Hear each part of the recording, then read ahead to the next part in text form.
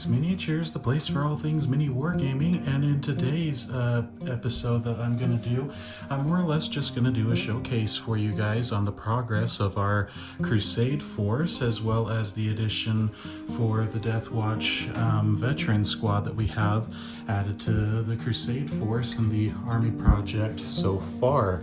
So this is kind of the September that Minitature Maker challenged me and invited me to participate in here, and so I just kind of wanted to piggyback from there. I'm going to leave a link to his channel in the description of this, so if you guys want to check out what he's got going on, I would appreciate it if you checked out what he has going on and what he kind of does. So far he's doing great with his videos, and I highly recommend that you do that. So this is basically the entire force right here.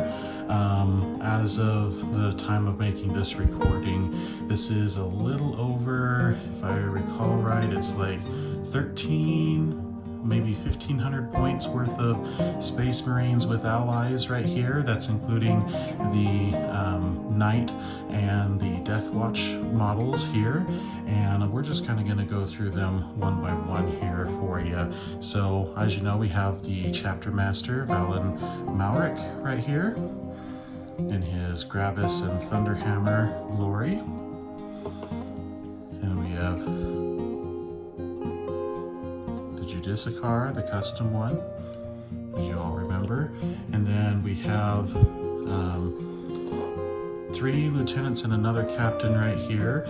These lieutenants are kind of just more as extras to kind of help fill out the list. So we have the one that actually shows the white eyes and the white hair that the Space Marine chapter is known for having, thanks to their exposure to the Argent Flame in the lore. And then we have a custom kit bash for one with his relic shield and power sword right here, and the Volkite plasma right there. Very cool. And then these are basically, I got these from birthday here within the last month or so, and these are kind of my first forte for the smaller magnetization of models right here. In this case with the Jump Captain, I've just magnetized his arms right here, so he could have the sword and that, and I did do for his other arm as well. Didn't do his head. His head is stationary with that here, but the lieutenant model, I've done a whole lot of magnetization, especially on his head, his power fist, and swords and things like that. And this is basically my main leader, aside from the Judicicar, or Judiciar, as everybody in the comments likes to point out. I don't know how to pronounce words, which is fine. I mean, you know what I'm trying to say, and so that counts, right? And then we have, it's kind of right here in the back is the first company Marines that are joining the force right here with my whole army. The Blade Guard veterans, the Flame Save, the squad right here led by their sergeant with plasma weapon. And then we have our Dreadnought, who is still a work in progress with his paint job right here. Got the Talons, the Meltas, his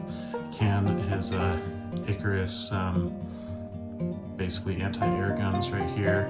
I still have it to where he can open up, which is really nice. And as I'm sure some of you who are hobbyists who have been around a little bit longer can probably tell that the arms are a little bit off right here. Ended up when I put him together, he was my first Dreadnought. He's a little bit off center, but that's perfectly fine.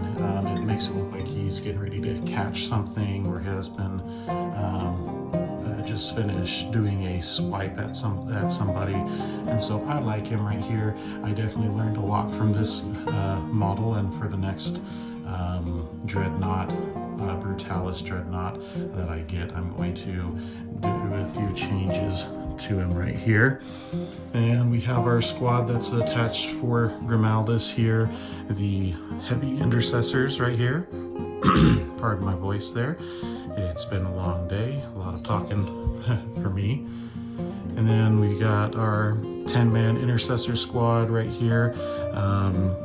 That can be split into two 5-man teams right here.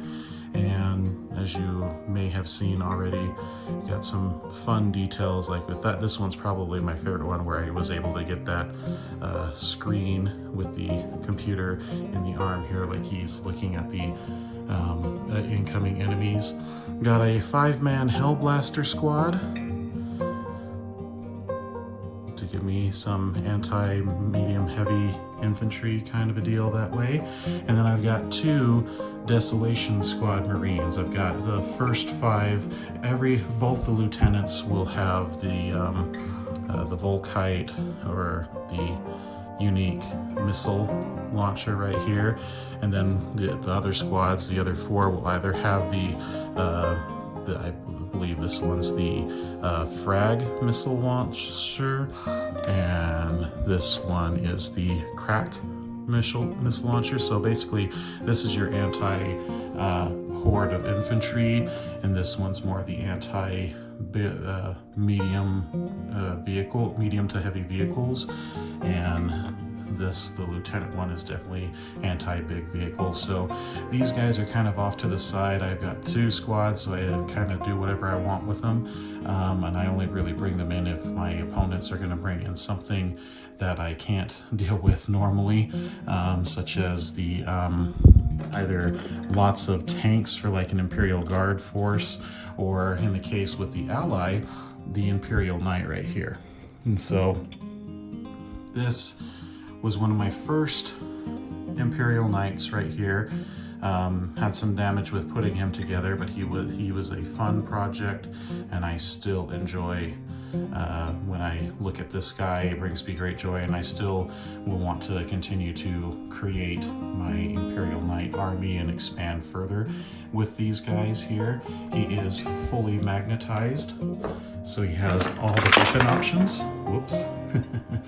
And he does not like to grip very well when I have him at too far of an angle, but still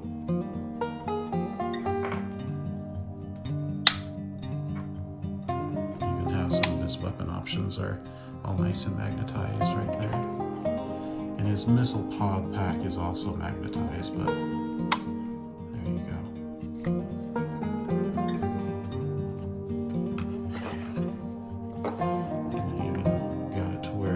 This is magnetized as well.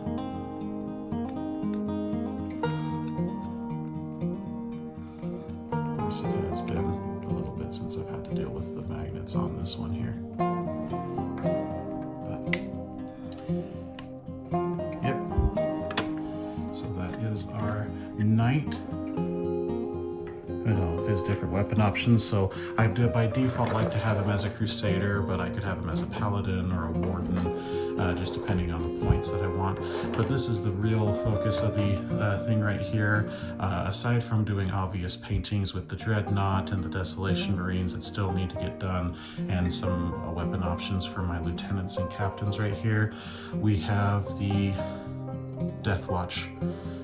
These are the firstborn ones right here, and as I get more Intercessor Space Marines and things like that for these guys, I will use the magnetized weapon and arm options to apply to those kits, so I have them primaricified, and then I can have a standalone Deathwatch army that way. So we've got our 10 Marines, and they're in various stages of painting right now. Some are more complete than others, like that Blade Guard and this Space Wolf Thunderhammer wielder. But then we have ones like my Imperial Fist Frag Cannon. He is not even close to having all of his base coats done.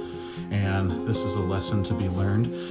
When you have little kids and you walk away from your painting station, be sure to have everything kind of locked away.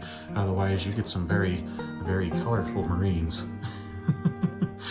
It was, you know, in the moment you can feel like, oh no, all the work I've already done, what am I gonna do? But then it's like, oh, that's actually really cute. My kiddo wants to participate. So, and thankfully these are just my firstborn Marines, and it just gives me an excuse to paint some more. And so I'm just in the middle of working on, this is kind of the hobby update with the army right here. As you can see, we've got plenty of weapon bits for the Deathwatch to do, and plenty more to do with this army right here. But I hope you guys have enjoyed this. Leave a comment or like down in the description on what you think we should do for the next expansion for this army. Like everybody else, I try to keep with more of the combat patrols and things like that, and box deals, because that's the best way to afford this hobby. Sadly, you buy individual box sets, it's kind of hard to keep up with everything. So, but that's kind of what I do, guys. I hope you've enjoyed this little mini showcase here, and until next time, guys, I've been Mike, and this is Mike's Minitures. Bye-bye.